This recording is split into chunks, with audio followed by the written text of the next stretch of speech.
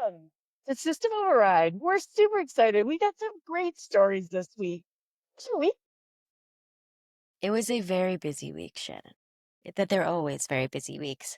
But I think it felt more busy because for some reason my hormones are making me sleep all weird. So I keep waking up at like 3:30 in Mm, the morning and like not like the other 2 days I was just like, oh, I guess that was all my sleep for this evening and next. And now last night it was like a little better where I did go back to sleep, but I was just like, man, I gotta figure this out. What is going on with you? but it could be because, well, there's some good energy going on, Yes, well, that's why I was right? like, am I just like full battery activating right now? And I'm Yeah, just like, "Zzz." yeah, And I also woke up with really great ideas too. So like that could have been part of it too. It was just like all needed to just come out at all hours of the day. I'm not hating it, and I don't feel bad about it. I'm actually hanging in there okay. And I was at an event last night and I didn't go home till like midnight, but that's okay. That's what you that's do. really good too. I grew up in Calgary. I went to Stampede. I partied a certain way. I can do this. It's funny you said somebody said to me, um, something about wearing cowboy boots in the middle of the summer is too hot. And I looked at them like, I was born right here in them for days and days on end. Calgary, we just don't let anything get in our way. I was talking about it with a non-Calgarian. He had recently moved to Calgarian, who's Yeah. Calgarian, but we were talking about the Stampede, and he's just like, I was just like, what is this? And I was like, I know. It's the best. Love it or hate it, I love it. I love I Stampede. love it. I know Uh, some people don't love it, but I Yeah, that's true. Yeah. And for me, I am wearing a Belizean tan today. So my week was great. For the first time in a very long time, I was able to go away on a vacation to someplace hot. Based on because of the people that I work with at League, it's some real downtime. makes me so I happy. know it was great. I'm so And so anybody who's never been to Belize, I highly recommend it. We were in Palencia and it was just lovely. The food was, oh my God, so good. the photos Like look incredible. like the ocean is beautiful and the people are so kind. Like just genuinely just really nice people. Yeah. And but the food, like I don't tend to eat a lot of fish because I don't love the smell of it. I mean, the fish there was so good. It was just like it tasted, it melts in your mouth. It was so good. And they do like they're kind of a combination, like they have Creole Mhm. and they do like and they have Mexican, so or Spanish, I guess. And so like they mix those two together so nicely. It's really good.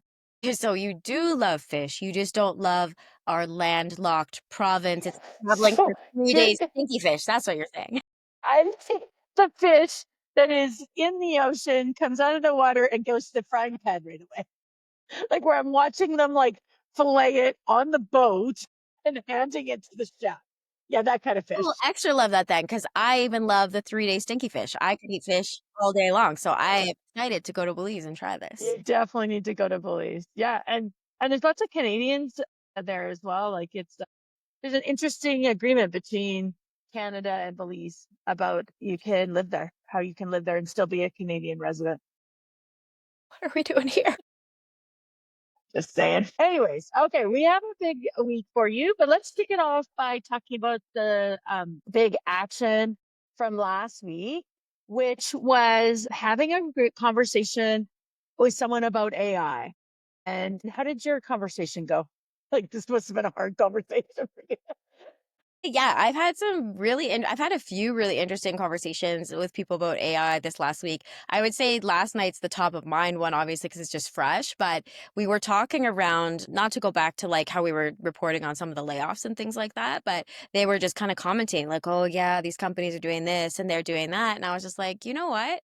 That's actually a pretty bullshit signal, and it's not actually an AI driver. A lot of it's just over hiring and COVID, and now it's an easy mechanism to point to as to why you have to do this, and it makes you look forward looking and like you're like not negative or as negative. It's like you're strategic for doing it versus like you overhired and now you're trying to like recompensate because you're like revenue model and your volume is not as high as you thought. It wasn't going to sustain past COVID. So we had a really interesting conversation about that. Yeah, that's so funny because that's very similar to the ones that stand out for me Mhm. is like that. That story we had a few weeks ago about Oracle and 30,000 jobs being cut. And I'm like, yeah, well, if you read past the headline, Mhm. you'd find out it has nothing to do with AI Yeah. and that they're just, they're using it to As a, fund stuff. It's not really, it's just that they're not actually yeah. using those jobs and Yeah. that money, and instead it's going to fund AI. And it's just like everybody has to have AI in their conversation today versus some of the ones I would say I had that were reverse of that is I'm starting to hear people talk about it in a different light and some good things happening and where they're using it to actually enhance the human That's very cool. job in the role. Yeah. So there is that starting to peak out there, and maybe some of the doom and gloom is Yeah. going to leave us. Yeah. Yeah, Very yeah, cool. that's very cool. Which is a good segue because today we have actually three stories that are all about the evolution of workforce, the evolution of people, and the qualities, those skills that, if we think about it, because of what we're building at League, we've been researching and studying for well over a year now, and found that these things like needing to think about how you restructure society, how you think about work in like maybe a couple less days a week. You might get to work and you might have a better balance between work and lifestyle.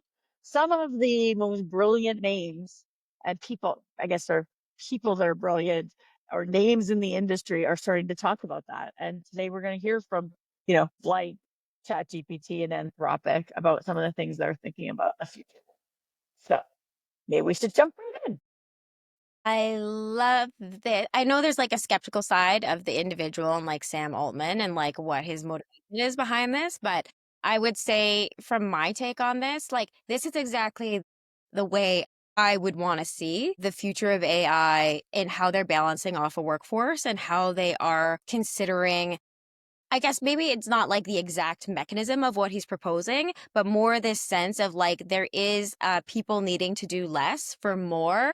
And there needs to be an understanding of how we still create wealth in a new model that is not just given by individuals' time anymore. And so for that, I'm very aligned to rethinking what that picture needs to look like. And so I'm really excited about that. And for me, like with Sam Altman proposing this, to be honest, like what I'm seeing in signals and other articles that I'm noticing is it's like it feels like, we did this big thing and it's like AI and the ones who like brunched it. And now everyone's at the point where you're like, fuck, are we going to have a huge recession and all this joblessness and are we crashing our economy as a result of it? So I see this almost as him trying to rectify that. Maybe not for the right reasons, but maybe like, oh my God, I don't want to be known as one of the people who crushed our economy and drove us like, and just saying, oh shit, I unleashed a beast and now I gotta figure out how to help people put a collar on it. So that's kind of where like I'm thinking this is coming from in the sense of just like, oh God, what did we do? Oh shit, we weren't really thinking of those forward reaching like ramifications of Yeah. unleashing this. So now we got to like start championing it with the platforms that we have to be like, whoa, whoa, whoa, whoa, let's get some other structural things in place. We did not realize like how this would do that. And so that's my take of how I'm reading this article and based on some of the other signals and obviously news and things that Interesting. I'm ingesting. But I'd love to hear your thoughts. Yeah. So for any of you that didn't see the industrial policy for the intelligence age, which is something that a ChatGPT and Sam put out a couple weeks ago, in there, and you got to think about it. What I love about this is that we know founders like Sam Altman and many others that have been successful in disrupting industries and creating things that never existed before. They know how to think outside the box and they don't limit their thought around things that exist today. They kind of start with a blank slate. And I think that some of the things that he suggested in here are completely radical compared to what we've done for centuries, probably. Mhm. but is like interesting, right? Like robot tax, right? If we're all going to have robots and robots are going to do work for us, then the government should be able to collect some sort of tax. Now, maybe that obviously comes from the corporation using the robots, but it encourages development of robots and the corporations who get to have smaller margins because their costs to get to market is less, Mhm. they have more money to give back to government. So corporate tax increases seems like a natural way in which you continue to stimulate your and allow humans to go do different things. And I love that about this kind of theme that he's put out there. You know what is just like so fascinating? It's like I love how the height of like capitalism is actually driving a new age of like a socialist society. Like it's just Right. like such an interesting, like, whoa, the capitalists are gonna fucking hate this. But that's exactly what this is driving is into that kind of a model. It's actually a great point, right? Because one of their things was like putting together like a wealth The fund, wealth fund, yeah, because they're like, right? That "Yeah, helps. contribute the money." Exactly. So you would think like not for sure a capitalist would never think that way. But that isn't true. It's kind of then you kind of get that balance and maybe gets us back to kind of a moderate or mixed way of living and thriving and being more creative by using AI, being doing some of the things that take away from those elements that humans are the only being that can do. The one thing that people will be very, especially like with the state of the world right now, is like, is this like the beginning of like Hunger Games moves where like you have a central thing that's really like managing and like can dictate, so you're kind of at the mercy of, in that fashion. But I don't choose to go there, I choose just to not go in those directions. And I think we should all steer away from the skepticism and just kind of lean into like, what can this look like realistically, and how can we be thinking about this in a way that makes sense, in a sense of like if you're going to displace people and you're going to have a replacement of people, they still need to serve the greater economy in the same way an individual would. And so what are the mechanisms that we need to do to put that in place? And I think this is a suggestion for how that could look. I think it's a great place as a even just a thought document to start to stimulate other things that are maybe more practical or doable or staged, to get through the processes. And I'm with you. Like I think we have tons of evidence that shows that every time we iterate on technology, that the outcome is better for humans. Mhm. And I think we're going to believe that this time as well. But again, when it happened in the .com era, we didn't see that a YouTube influencer was going to be like a multi-million-dollar career. No, none of us were like sitting in 1999 going, "Yeah, I can predict that there's going to be a YouTube influencer. That's a new job." Because everybody would have laughed at you if they would have said that, right? And so we didn't know back then what we didn't know, and we don't know today what we don't know. But we should be thinking about how we could make a world a better place if there was machines and AI doing some things for us, and humans were really having time to like go and sit on the beach in Belize Yeah. and think about great things that we're going to build at least, And come back right? so energized and Yeah, ready to hit the road. exactly. Like we should be doing that more often than less, Yes. which has been the case in many people's lives over the last 10 years, even like since COVID and stuff like Yeah. that. 100%. Yeah. So love that story. Really excited to see what comes of that and who continues to flourish and kind of start to build on some of the thoughts that are in that document. The next story is like really one that I think again continues to help us expand what could be possible. And it comes out of Anthropic and the idea that AI is not actually replacing people, but is bundling some of those tasks together that, maybe had been spread across multiple people. Maybe those people didn't do them very well. They were like a side piece of their main job. But if AI does that, that really allows us to elevate people again and to really concentrate on the core human side of the job and these jobs of tasks being, done by the AI. So what did you think of that? I really liked too the framing that, AI doesn't handle the like it handles better a series of simpler tasks versus like a complex multi-layered kind of thing and getting you the right. And so I loved how it highlights still the very human role and the role of people in coordination with leveraging the tool. And I think that's a lot of what we think about is just that changing the mindset of yourself of how you complete your job today.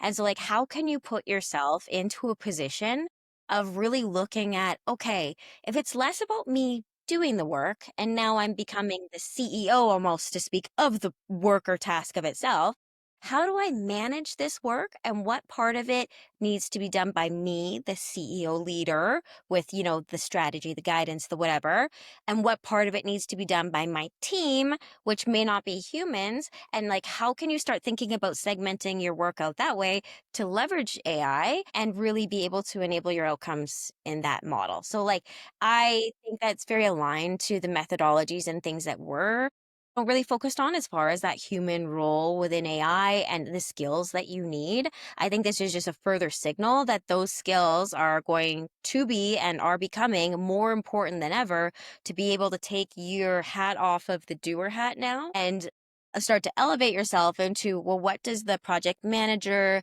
the leader, the CEO of this task, job, project need to look like? And that's a different mindset shift. Yeah. What do you think? Well, and I think what's really interesting in some of the conversations I've had with people is that exactly how do they do that then, Mm, right? So, I think a good portion of the population has now used AI to, like I say, kind of Google on steroids, search something out, get a much more robust outcome back, then use that maybe even as a framework to move forward on a thought. But the one thing I notice that people aren't always thinking about using AI for is to teach you how to use AI. Right? right? So, like, some of these more advanced features on like how you might use AI on the back end of something or to create, efficiencies in your team and look at the strengths of your team and the tasks that they do and Mhm. analyze what you could bundle together or how you might think about a day's work and Yeah. restructuring it or even how you would use some of these open technologies and build your own agents and start testing out some of these things. The AI teaches you how to do that. I Never love have that. we ever had a technology that actually just teaches us how to use the technology. I just have this like image in my mind of, that in Zoolander where they're like trying to get the files out of the computer and they're like hitting on it and they're like the files are in the computer and they're just like can't figure it out. And I feel like I love what you just said there because I think for people they're just like, what do I do? And they're like trying to like figure out like what to type in. And it's like, no, no, no, this is like Jeeves. You're just like, you just have to explain and be like, I'm trying to do this and I don't know how to do it. And I want it to do that. Can you help me? And it'll start spitting stuff out to you. And then you can iterate off of that. And like, That's right. I just talk to it like a human. Like there's like really good prompt things of like how to set up a prompt, but like I've been noticing like I can still keep the structure of like, what I'm trying to do in the context setting, but I very much talk to it like I'm talking to you or someone that I'm working with, even in like plain language, I'm typing, I'm not sure how I feel about that. And like, and I'm just like Yeah. constantly like talking to it. And I find I get really, really good. Like Celine will be like, what prompt did you put in there? I'm like, I just talked to this like it's my bro, man. And I don't know. We got a real rapport going on now. I'm getting some good stuff out of here. I feel that that's the same thing. And I've seen that as a evolution of Yeah. the quality of the product over the Yeah. last few months, particularly where, and now when you use it, like use the microphone instead of even typing, Yeah. you are just talking to it. Like you're just kind of downloading your thoughts into it. And it seems to be really working really well. And then you might take that and put it into a more structured thought prompt. 100%. If you were doing something like this, where you were really trying to come up with an innovative way of rethinking about how your team works, Yeah. you might want to do that. But it's amazing how it can be used to solve the problem that you're trying to solve at work, which is AI. AI. Exactly. And I think the takeaway from there is like just start and your starting could even not be a purpose. It could just be asking it how to start. And Yeah. like when I'm super tired and I can't put two cohesive thoughts together, but I know like I'll literally just start saying, I have thoughts. I need you to organize this for me and help me put this Mhm. story. And I'll just bullet point. like blah blah blah blah, and then it'll start to like shape, and I'm like, thank you, and now my brain can click on and go. So I love Exactly. it as the like I am way too mentally overstimulated right now to like cohesively tie these things together, but I know this is what I want, and then it just helps you get going, which is the best. I think that's great. That's great. And if you're nervous about doing that, I would also just suggest like go to somebody on your team or in your network who potentially is under the age of 25 and just ask them. I think this is a great opportunity to bring people together and really think about how, different people can help with with the skill and developing it and overcoming that maybe fear that you could do something wrong because this technology actually you can't really do it. No. It's not like you could put in something into a computer or laptop before and you'd like wreck the whole thing. It would like go down. Like that doesn't happen in AI. Yeah. So, and that actually ties into because you know what those Gen Zeds are going to need this last story that we have, which is continues to come back. Gardner always has, he sometimes seem to have our doom and gloom, right? Which is really about flattening the organizations and how that's really crunching our middle managers. But we've talked about this before. Middle managers were this inflating area of organizations that were actually being crushed already, first of all. And Yeah. second of all, weren't always highly skilled because they didn't really want to be managers in the first place, but there was nowhere to promote your top performers. Hmm. And so this story, I think just starts to really play on how leaders today need to have so much more human skills Hmm. than they had before. And people with lots of experience can teach those those skills, right? What are you thinking about this one? Yeah, I mean, on one hand, I just have so much empathy for people in that middle layer of management because I think it's the hardest role. It's the grindiest, hardest Artists. leadership. You are trying to please two sides of the coin in a never netting out equation that like you're the one trying to hold the glue together and usually you're getting shit on from both sides and you're trying to deliver all of these things and it's not an easy role by any means. And I also think like I worry a lot around just like the developmental progression of people, just individuals within their roles. And there is such a gap between like you take out that middle layer and now you just go executive layer to front line. There Yeah. is a gap even in communication style, the framing of how you're looking at problems, how you want to address certain things or even talk about work. Like it's so separate now. And what I have observed over my 20-year career is like people suck at communicating and people suck at identifying who they're talking to and translating their thoughts into a way, like marketing it almost like Yeah. marketing play of like, this is Shannon, she is this, and I need to say this in a way to reach her. Like nobody does that. They just say, this is what I know, this is what I want to say, and I'm going to give it to you. And then you just watch people kind of like smack here, and then it's like, not really. So, like, I just feel like this is gonna cause like, for the really high performers who where there's been a ceiling for them to get access, up, I think that's, like, to have a positive. I think that's something where people who are more inclined that way will have a way to really, like, accelerate and shine potentially. There's opportunity there. But I think for the broad groups, it's going to be, like, very frustrating, and they're gonna very quickly put middle managers back in because the executive layer is also gonna get disinterested. There's a lot of emotional things that you deal with as a middle level manager. Like a lot of it is like emotional and like the feelings management of the team. There's personal things Sure, there is. like who's absorbing that? Because frankly, that's a huge piece of middle management is just like you're managing people and people are messy and everybody has their own lives, their own this, their own that. And so how do you help support people in that way? That's all going to be gone. And I don't know if that's something at the executive, you get so far away from it, you kind of forget that exists, maybe. You're kind of like, oh yeah, shit, there's all that. Really, should that be gone? Because I think what they're doing is that we've always just put middle managers in place Mm, based on a formula, mhm. right? Yeah. Whatever you have 10 Yeah. direct reports and you add a new manager. You add 20 direct reports, you have another district manager. I don't know. But hey, whatever your company's formula is, So Yeah. if you are, say, slimming down on the number of humans that you need, Mhm. then you would just have used that same formula. But to your point, the problem is that the humans that are remaining will even have more human stuff to deal with because they're going to be more focused on human centric type of roles. Like the activities that they're doing are the things that only humans can do. Yeah. And they're not just being measured by task based pieces. So that real humility, that ability to elevate people, that ability to motivate them Mhm. to accomplish something greater than they thought they could, Yeah. those kind of things are essential in middle managers today.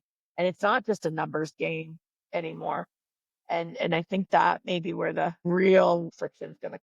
Yeah, that'll be very interesting. I would say you certainly have a lot of experience in managing that level of organization underneath of you, like having the leadership under you and then like even director level under you and then a manager level and then, the individual level to see the dynamic of how that works at scale. So I am very intrigued to see your position and how that rolls out in what's going to Yeah. happen as companies do try to do this. Maybe that's an interesting idea. You just said you kind of had to market to the Yeah. people. Maybe that's a new role that doesn't exist today is like a marketer, we call them change managers right now, but I think like making that job even more specific around how do you market and appeal to because maybe you gotta train the AI on the change, and then you gotta train the robots on the change, and then you have to train the entry level rules on the changes and communication. That might be an interesting, like, internal PR. I don't know what we call it because it's going to be new, so it's not going to be anything we already use. But that might be an interesting. That might be another new job that's on the horizon. Of That how do is you very interesting. really sell to the humans? Well, and the connectors, right? Like Yeah. the people who can connect the dots, and then Hmm. see how to do that, the translators, so to speak. Like Yeah. that is really interesting as like what are we going to put down? Are we putting down like bets or money on this? Like for the new role? Maybe. Is this like the first I'm like, role? I Yeah. feel like this is a new piece we're going to We add into need a League. leaderboard where we start stacking these up. Like what are the emerging roles from our perspective? Yeah, that's an interesting thought. As you had said that, I'm like, wait a second, that might be something new that needs to happen and less about being number wise, which I think is how we've crushed the middle manager to begin with. Is it's always been just about the number of humans, didn't matter how messy those humans were. And by the way, the more senior they get, often more messy, just so we're clear. It's not usually the frontline team that's messy from my personal experience, of course. uh, Awesome. Okay, so let's go on to the big action this week, and we go back to something very human in the theme of today being really about that human side of AI, let's call it, and us wanting to lean into that, and really it's the opportunity to really just tell somebody in your professional network what they mean to you and why they mean that. Hmm. Yeah, what do you think? Well, I can do it right here in front of everyone. I Sure, we do. This is the first time I've seen her in a week, and so I should tell her what she means to me because I missed her so much. And everybody, this is a woman who holds a lot. She does not let on. She doesn't want you to peel her onion layers back. I've tried. She'll only let. This woman's holding a lot of different things together behind the scenes, and she does it all with grace, and it's so impressive. And I appreciate you, Shannon, and I missed you when you were gone. Huh? That's so sweet. Checked. I already did it. Ahead of. Well, now you have to do it again, just because you know. But I do think that is something, and the reason we chose this as a big action to speak is it is something that we do regularly, and not in a way at League that makes it feel unauthentic, but we are very, as I was leaving town the other day to get on the plane, I sent everybody a note because it was really impactful to me to be able to go on a trip and not feel like I had to take meetings. And I really appreciate that you set that tone for me Yeah. because you went away the week before and didn't show up on calls and didn't like you did some things that you were working on. Yeah. And I think that, but it gave you space to do those things, and you didn't have to check in. And the loveliness of having a team that's so strong and you trust them Trust them. so much Yeah. allows you to do the things that you're really great at doing, Yeah. and allows me to do the same thing. And Yeah. I love that you put this team together, and I think that's very impressive. So I'm Who very would have known you guys? Because I used to send out like Slack love bombs to, I still do, but like it used to be like, what are you doing? And it always happened like Chris and I were out at dinner or something, and I'm like 3 glasses of wine deep and being like, I just love my team so much. And then people wake up to these like, I appreciate you for Y and Z and this and this and this. But it like it does set a tone, like it it does does. culture of being like, you don't just give feedback of something that needs to be fixed or goes well. Like when you genuinely appreciate someone, you're like, wow, I really, or you just see them crushing it. It's just like, you did great. Like I'm so impressed by you right now. And like genuinely like showing, because I think people also don't get a lot of that feedback, in your life. And so like having that reinforcement of the stuff you're doing well just builds the trust, because you're like you noticed, you see me, Yeah. you see that I'm doing these things, and so then I don't think that you're oblivious to my skills, my talents, and that's where now we know each other, and like we have trust in each other. Like I'm gone on Mm. holidays, like you guys got this, like I'll do my external calls, but I'm not showing up for a single team meeting. Well, you got that, and I'll talk to you when I'm back, and we'll talk about like obviously critical things if we need to, but like no need to be in the soup when it's happening. And you did the same thing, and it was just like, and what do we need to ensure that, I think the biggest thing when someone's gone, I'm like, oh, I just don't want them to, because we move so fast. I'm always like, I don't want someone to come back and be blindsided with like, what? I left for a week and what the hell's happening? Yeah, How can you keep, people apprised of key things as they're happening? But like just as a way that they can, like when you're laying on the beach and you feel like checking in, you can exactly. Just on check your and own, slap. and stay in tune, or like put in your feedback. Because there was one, we had a situation we were trying to problem solve, and Shannon must have been sipping her margarita or something, and then she chimed in and was like, hey guys, this is my take, because like I got a lot of experience in this, and so I just wanted to make sure that I put that out there. And we are like, oh yeah, good call, check mark. And so I think it's just such a lovely way to be able to like collaborate and work together that way. Yeah, I'm just always jazzed about the team. That's what whenever I'm on like chats with anyone or like doing investor calls and it's like the team slide, I'm like, okay, I totally know I went over on the team slide, but I'm just so proud of everyone. I'm proud of us. Well, it's good though, because the team is how you're going to move the company forward, right? It's not AI. I know we can do a lot with AI, and we lean heavy into AI, but the humans on the team are actually who are coming up with the ideas and actually putting the structure together, how we're going to build those ideas and bring, everything to life. So the AI cannot do that. They cannot do that for us. And maybe even if somebody thinks that they can, we'll just continue to get better. That's what humans do too. We evolve. We do. Yes. We Yes, we used to do. live for 30 years. Now we live for like 100.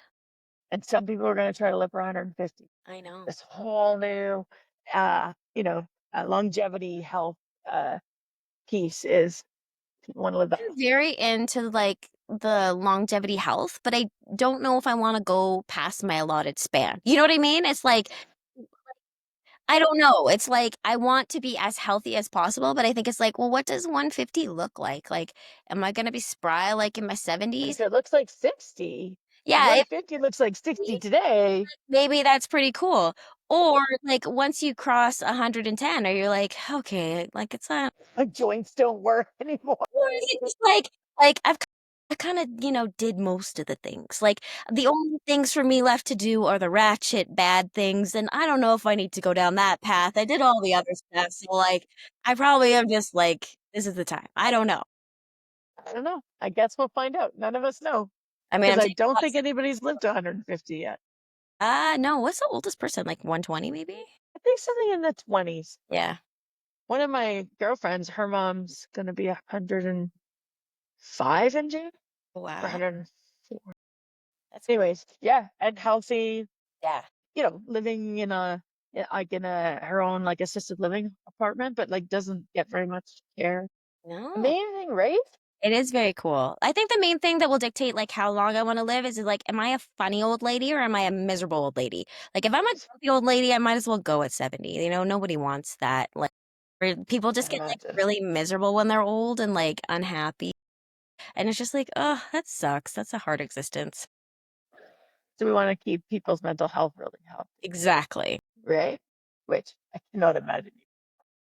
No, I know. I'm not It's really not really in your genes. it's not, but you never know. You never You know. never know.